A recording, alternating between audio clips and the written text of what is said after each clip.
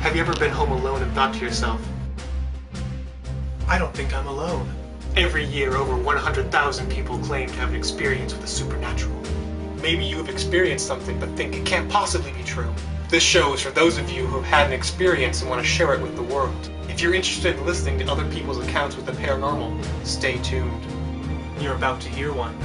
Here's Drea's story.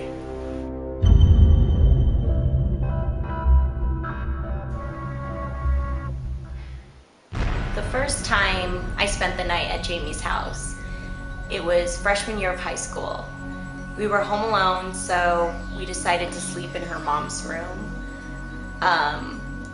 Throughout the whole night, I just remember waking up continuously and just talking to someone. And I really didn't know what it was, and I would just go back to sleep. I would wake up again and I would hear someone asking me questions, and I would just respond and, go back to sleep. The next morning, I asked Jamie about it. I said, do you talk a lot in your sleep or something? You kept me up the whole night. And, she was like, what are you talking about? And I told her, I kept hearing someone talk to me. And she just says, matter of fact, oh, that's Jennifer. And, I'm just like very confused. I ask her, who's Jennifer, and she just says, oh, it's a lady who used to live here and she died. And we never really talked about that situation again. The next few times I went to her house, a lot more things would happen. Like I would be in a room by myself and a light would turn off, or I'd hear unexplainable noise, and the dogs would just go into a corner and just stare at the wall and just bark vigorously.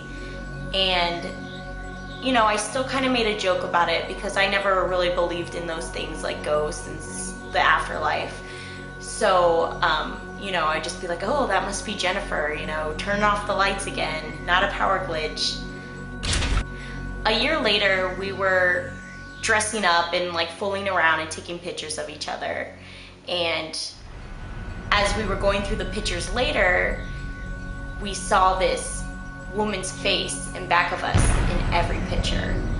And I know it can't be a technical glitch in the camera because in every one of these pictures, there's a distinct face of a woman.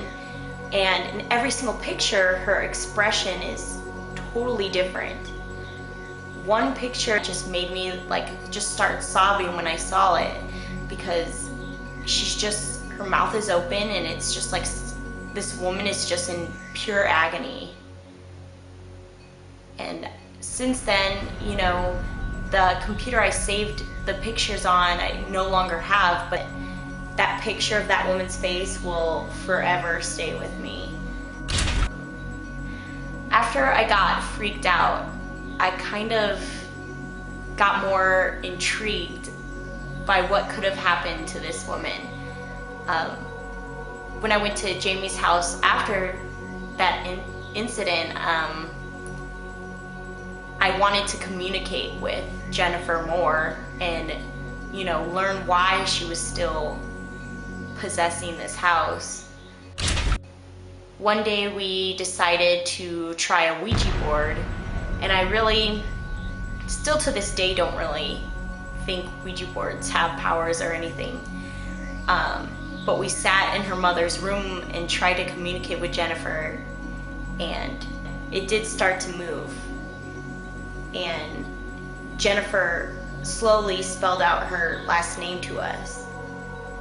Later that night, I Googled it and I found out what Jennifer's story was. Jennifer actually was a woman who lived there right before Jamie's family moved in, and she was a mother of 2 kids and she had schizophrenia. She committed suicide in their backyard. Now every time when I go to Jamie's house, I continue to have experiences with Jennifer.